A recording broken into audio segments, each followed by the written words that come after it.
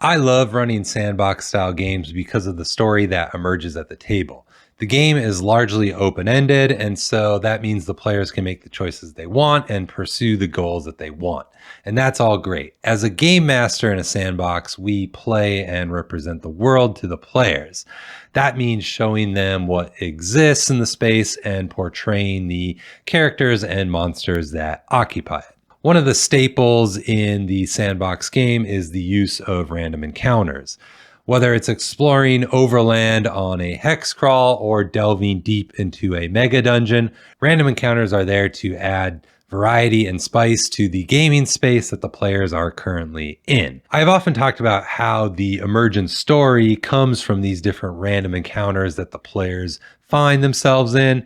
Perhaps it's a princess that's been captured by ogres, or maybe it's a death knight returned from the purple hells to take vengeance on a local baron merchant. What makes these situations interesting is the context. Hi, welcome back aboard the Earthmote. I'm Randall, and today we're talking about how to give your monsters context and to make the encounters more interesting and dynamic. If you're running a sandbox or a dungeon, chances are you'll be familiar with the random encounter table. Most of the time, you'll see entries on the random encounter table that look something like this. 46 goblins plus 1d8 wargs. Okay, we've been given the meat of the situation. We have these goblins, and there are some that are probably mounted on wargs. But that's it. That doesn't tell us too much about the situation, and it leaves the rest up to the game master to contextualize on the spot. Sometimes this is fine. Improvisation is a tool that game masters need to use from time to time, after all. But wait, you say, you're forgetting about the reaction roll. Ah, yes, the reaction roll is a useful tool. It gives us the disposition of the monsters when the players find them. This is helpful in contextualizing the encounter for the players. If the goblins are friendly, that's going to take a lot different tone than if they are hostile towards the players. And that's useful information for the game master to help set the scene and provide information to the players. But still, you as the game master are left to add more context to that encounter. Why are the goblins there? What are they doing when the players are coming across them? This is where using an action column or action table with your random encounter tables can come into great use. Did you know that you can take the action of hitting the like button and consider subscribing to the channel if you want to see more content and videos like this in the future? What are the monsters doing? Answering that question will give you a lot of great fodder to help you set the stage for the new encounter scene. Now, sometimes you may have an idea given the situation, and if that's the case, just go with that. Don't bother using some sort of random determination. If you think it'll work, if you think it's going to add some sort of conflict or tension or confoundment to the situation, then that's totally great. But if you don't know or you don't have a strong vision for what you think the randomly rolled encounter should be, then having an additional table or column can help you do wonders. Some people call it the "what are the monsters doing" table. I like to call it the action table. It's a lot shorter and, well, it describes what the monster's actions they're currently doing, so it seems to make a lot of sense to me. It works like any other table would. You can roll on it to get your randomly determined action, or if you see one on there that fits your context well, you can just pick it instead of rolling. That's totally fine. Let's take a look at an example table and one of the first early iterations I saw on this subject of using action tables. It's from a blog called 1D8. I don't think it exists anymore, but we do have a copy of it from the Wayback Machine. So I'll include that in the description if you want to go and take a look at it for yourself. But looking at the screen, we can see the results here.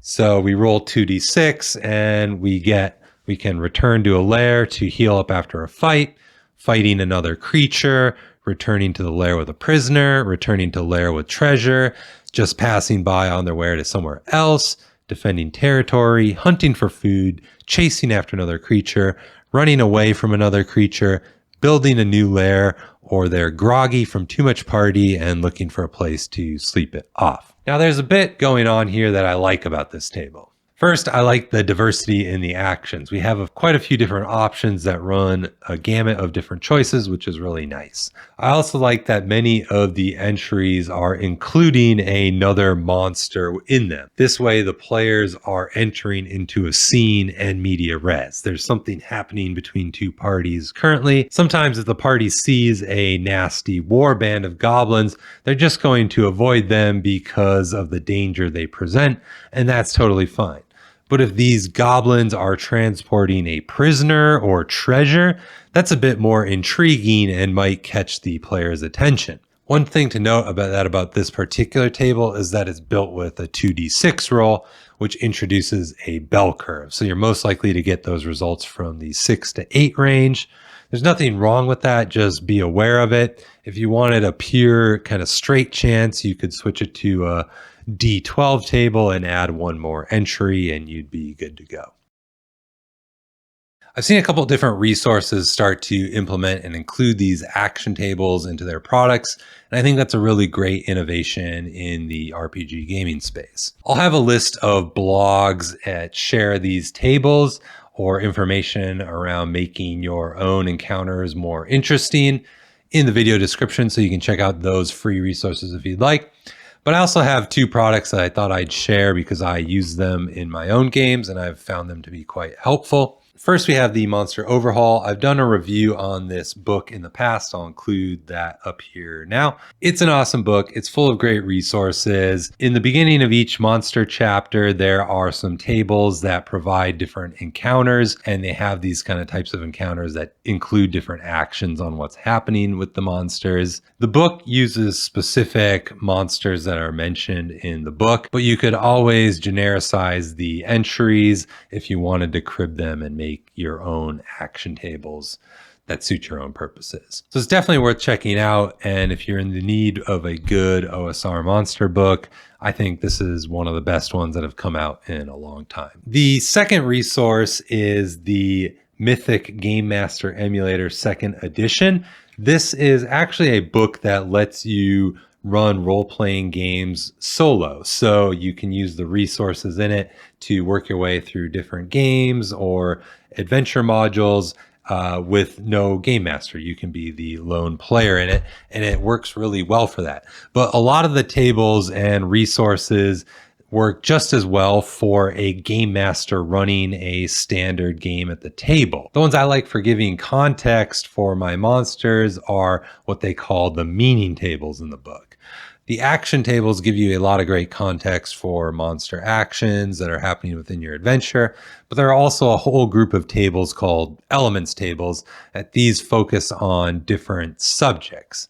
The ones I found to be useful are the animal actions, the character action tables, and a couple others. They're really quite helpful. What's nice about the Mythic tables is they are a lot longer, so they give you a lot more different entry options and different combinations to use. Generally, you roll twice and you try to combine the two to get a word pair, but that does come at the cost of maybe some mental capacity for interpreting the results. You might get a word pair like delay innocent, and it's up to you to decide what that means in the current context. So sometimes there is a little bit more opaqueness there, but if you're okay with those kind of associated word plays, it's a really great resource and it's definitely worth checking out. So that's it. Use these different tables to give your encounters some life, some spark for what's happening. The context can really feed into the current situation the players find themselves in, and it leaves the opportunity for many different adventure seeds and hooks to arise. And all that comes from just a couple dice rolls. It's really great. My favorite part about it is I'm often just as surprised at the party about what the results are and what the situation they find themselves in. And we see that story emerge from the play at the table, and that's just a really great feeling from these sandbox and open-ended style games. Let me know in the comments, do you already use these action tables in your own games, or is it something you would like to try out? If you enjoyed the video, please give it a like and consider subscribing. It really does help the channel out a lot. Consider checking out Enchanted Nimbus, my monthly newsletter. Thanks for hopping aboard the Earthmote. I'll see you in the next one.